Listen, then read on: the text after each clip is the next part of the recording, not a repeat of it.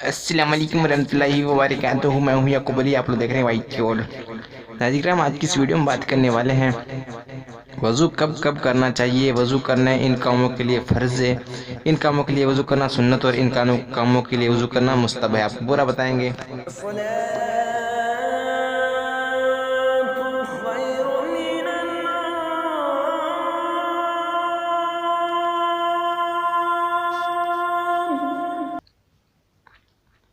وضو کب کب کرنا چاہیے۔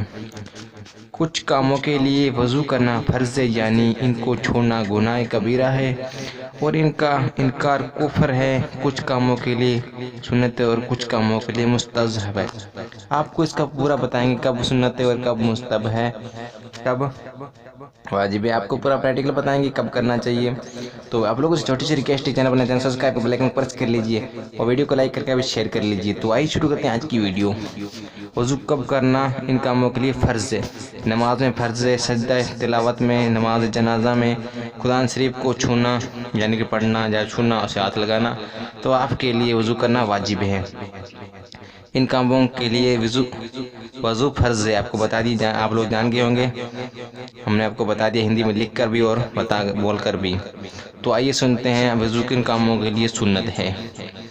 ان کاموں کے لیے وضو کرنا سنت ہے۔ غسل جنابت یعنی صحبت کے بعد پاکی کے لیے، نہانے سے پہلے جنون یعنی صحبت کے بعد پاک نہیں ہوا اس کو کھانا پینا، اور سونے کے لیے اذان اور اقامت کے لیے، جمعہ عید کے دن خطبے کے لیے، روزے مبارک، حضور کے کاف زیارت کے لیے، عرفہ میں ٹھہرنے اور صفا اور مروہ کے درمیان سعی کے لیے، ان کاموں کے لیے وضو سنت ہے، جیسا میں نے آپ کو ہندی میں لکھ کر بھی بتا دیا ہے۔ تو آئیے وضو کن کاموں کے لیے مستحب ہے آپ کو بتائیں گے۔ تو آپ لوگوں سے گزارش ہے کہ ویڈیو کو پورا ضرور دیکھیں ناظرین، تاکہ آپ کو پورا سمجھ میں آ جائے۔ ہم لوگ غسل کی اس طریقے سے ویڈیو بنا سکیں، لنک ڈسکرپشن میں ملے گا، اس ویڈیو کو دیکھنے کے بعد اس ویڈیو کو ضرور دیکھیں۔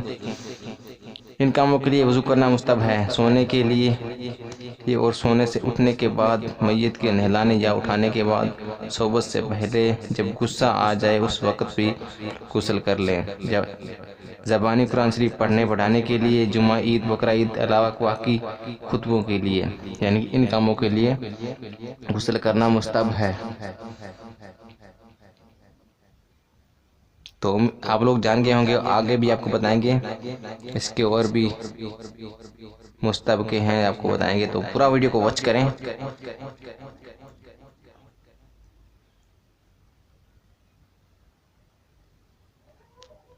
دینی کتابوں کو چھونے کے لیے، سنے گلین یعنی پیشاب پخانے کی جگہ کو چھونے کے بعد، جھوٹ بولنے کے بعد، گالی دینے، بری عادت کہنے اور غیبت کرنے پر بھی، کافر سے بدن چھو جانے یعنی سلیب یا بت چھو، کوڈی یا سفید داغ والے چھو جانے پر بھی غسل مستحب ہے۔ بنگل کھجانے سے یعنی کہ بغلیں کھجانے سے جبکہ اس میں بدبو ہو، یعنی کہ بدبودار کھجانے سے بھی غسل کرنا مستحب ہے۔ امید کرتے ہیں کہ ہماری چھوٹی سی ویڈیو آپ کو اچھی لگی۔